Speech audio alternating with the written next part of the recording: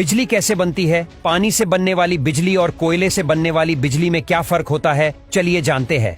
बिजली बनाने के लिए सबसे पहले फैलाव भरी जगह की जरूरत होती है, जहां पानी की आपूर्ति के लिए एक रिजर्व ओर भी बनाया जा सके ताकि वहां पर पावर प्लांट्स बना सके। ये प्लांट्स आमतौर पर 1-2 किलोमीटर के एरिया में फैले हुए रहते हैं, लेकिन इनके एरिया का भी एक आधा हिस्सा कोयला ही ले लेता है। आखिर कोयले की ये दादागिरी क्यों है, आइए आपको डिटेल में समझाते हैं। असल में होता कुछ यूं है कि जिस भी प्लांट में कोयले से बिजली बनती है, वहां करीब 1.5 मिलियन टन कोयला एक साथ स्टोर करके रखा जाता है, जो कि करीब 40 दिन की बिजली उत्पादन के लिए जरूरी होता है।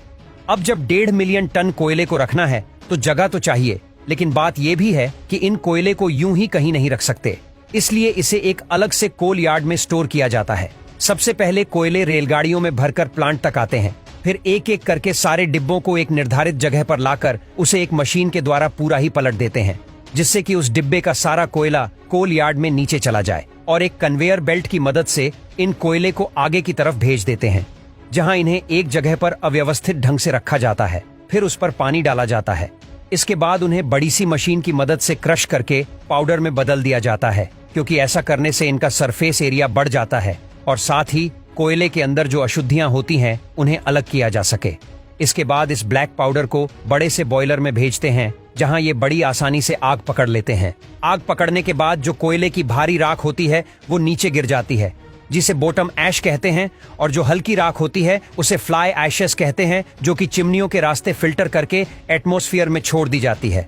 अब जो आग लगी रहती है वह सीधा उन ट्यूब्स को बहुत ज्यादा मात्रा में हिट पहुंचाती है, जिनमें पानी भरा रहता है। ये सारी ट्यूब हिट से पानी को भाप में बदल देती है।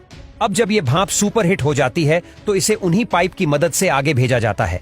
उन पाइप्स पर ऐसा इंसुलेशन पहले से लगाकर रखते हैं कि पेपर का टेम्परेचर पाइप में ट्रेवल करने के कारण घट न जाए। अब इस एलिमेंट की हिट और प्रेशर को टरबाइन में डाला जाता है, जिसके प्रेशर से टरबाइन रोटेट होता है। अब टेम्परेचर बढ़ने के कारण हाई प्रेशर पर जैसे ही पाइप से निकलती हैं तो बहुत तेजी से टरबाइन को हिट करती है। टरबाइन घूमने के कारण एक हाई मैकेनिकल एनर्जी जनरेट होती है, जिसे फिर एक बड़े जनरेटर में ट्रांसफर किया जाता है। बड़े से जनरेटर में होता कुछ यूं है कि मैकेनिकल पावर के कारण उनके पास जो मैग्नेटिक फील्ड होती है वो डिस्टर्ब हो जाती है, जिसके कारण उनमें इलेक्ट्रिसिटी जनरेट होने लगती है, जिसे कहीं स्टोर नहीं कर सकते, बल्कि उसकी जगह उसे स्टेप ट्रांसफार्मर की मदद से आगे के सब स्टेशनों पर ट्रांसफर कर देते हैं। स्टेप ट्रांसफार्मर का मतलब यह है कि बिजली को हाई वोल्टेज पर सेट करके भेजते हैं, ताकि ट्रैवल के दौरान उसमें पावर का लॉस ना हो।